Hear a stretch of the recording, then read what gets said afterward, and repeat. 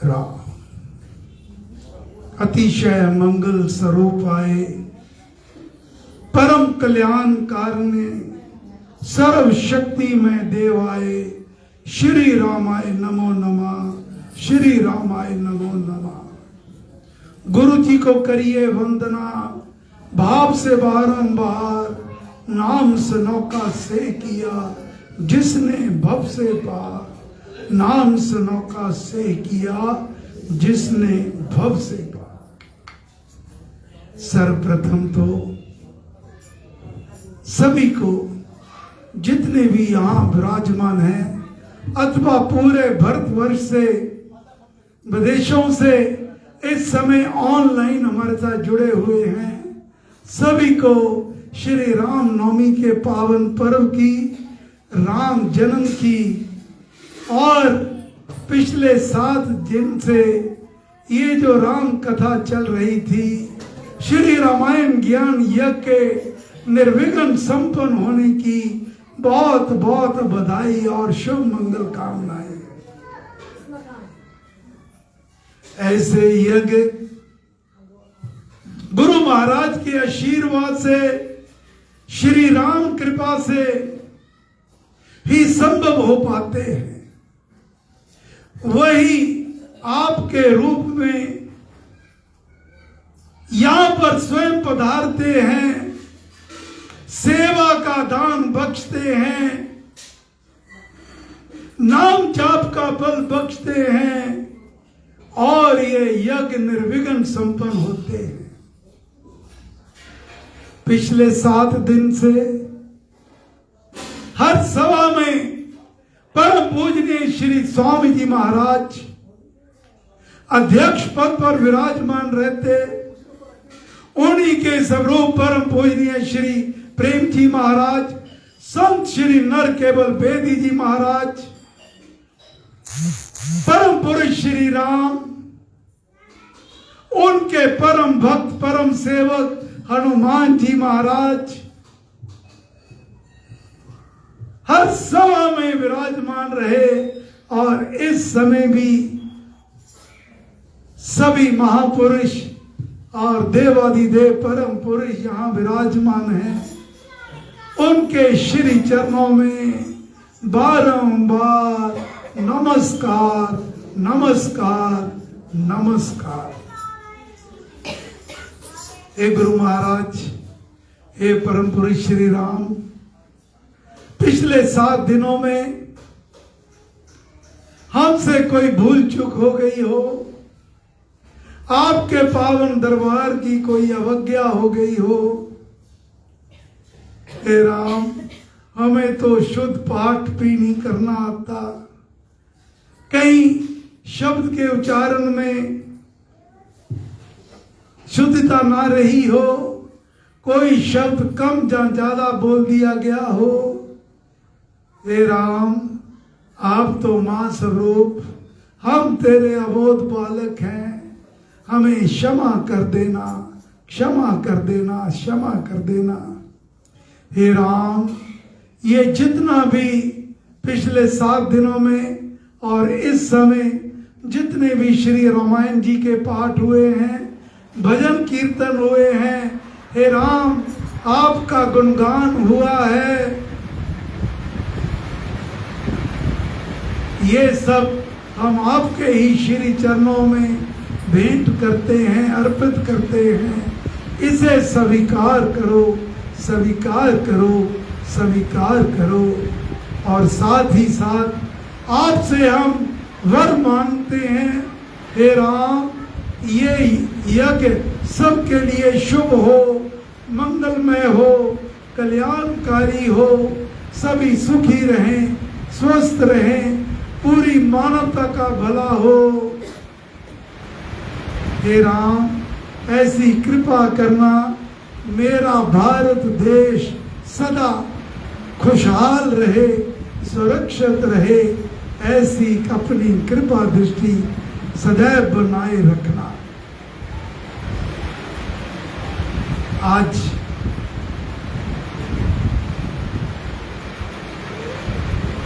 हम जो यहाँ विराजमान हैं, कभी गृहस्थी है। और महाराज संत श्री नर केवल बेदी जी महाराज समझाया करते कि हर कोई चाहता है कि वह सदा सुखी रहे, उसके मन का कमल सदा खिला रहे, मन को सदा संतोष मिले, शांति मिले, जीवन में इस लोक में भी और परलोक में भी कोई कष्ट ना आए, किसी प्रकार की चिंता ना हमें से। बहुत अच्छी बात है, इसमें गलत भी कुछ नहीं है। लेकिन आज हम ये विचार करेंगे कि क्या हम ये सुख पाने के लिए तैयार भी हैं? क्या हम सदमार्ग पर, सही रास्ते पर चल रहे हैं, जिसमें चलकर हमें ये सर्व सुखों की प्राप्ति हो?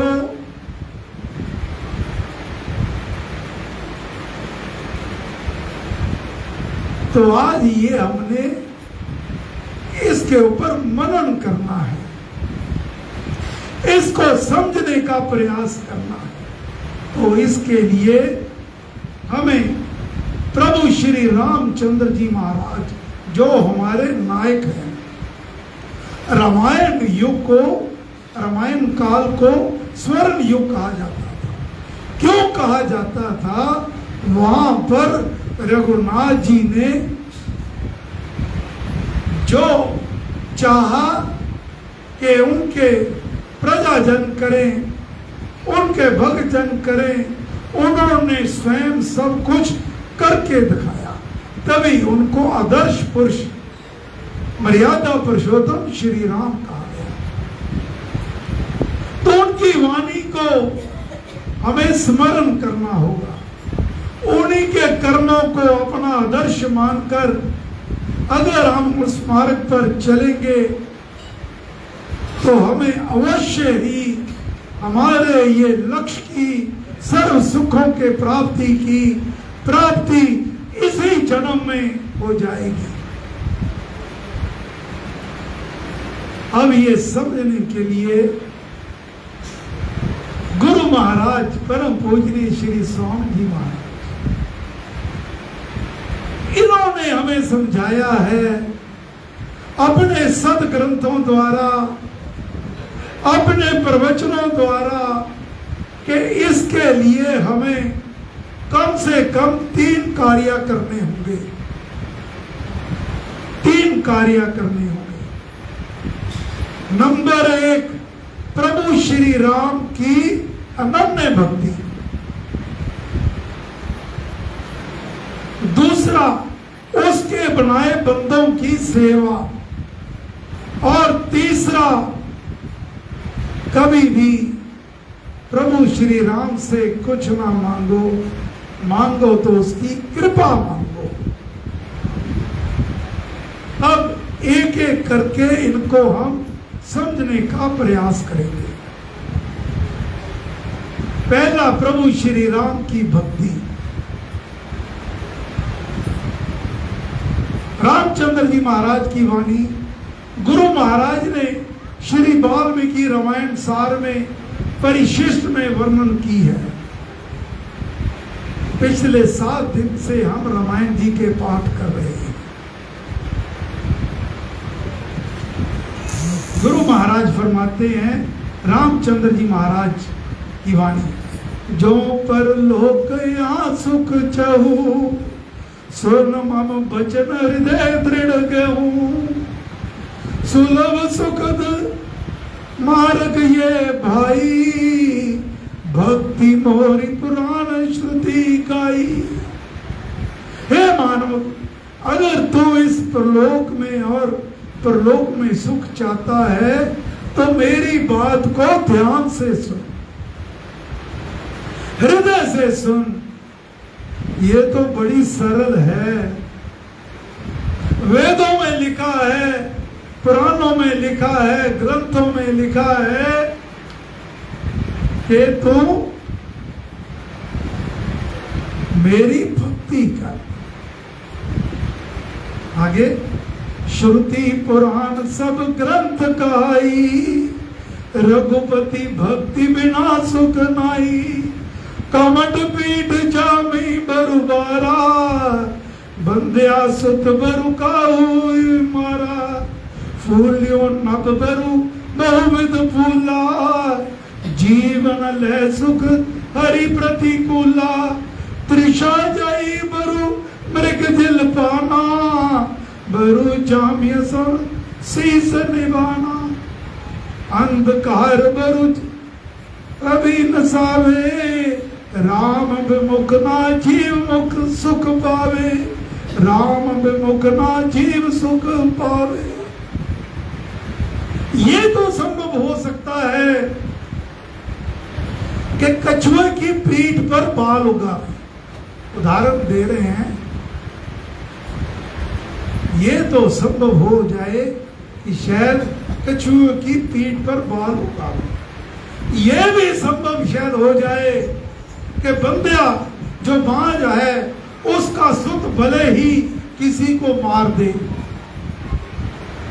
आकाश में भले ही अनेक प्रकार के फूल खिल जावे, मृग जल के पानी पीने से प्यास बुझ जावे, ये तो शायद कहीं संभव हो जाए। लेकिन जो प्राणी हरि की भक्ति नहीं करता, अपने राम से विमुख हो गया, वह तो सपने में भी सुखी नहीं हो सकता, कभी भी सुखी नहीं हो सकता। ये गारंटी दे दी है रामचंद्र जी महाराज। तो पहला तो उपाय है प्रभु श्री राम की भक्ति। दूसरा, अगर हम सुखी रहना चाहते हो तो हमें उसके बनाए बंदों की, दीनहीन दुखी असहाय जनों की तन मन धन से, निष्काम भाव से और नीचे झुककर सेवा करनी चाहिए। क्योंकि सेवा में परमेश्वर स्वयं वास करते हैं।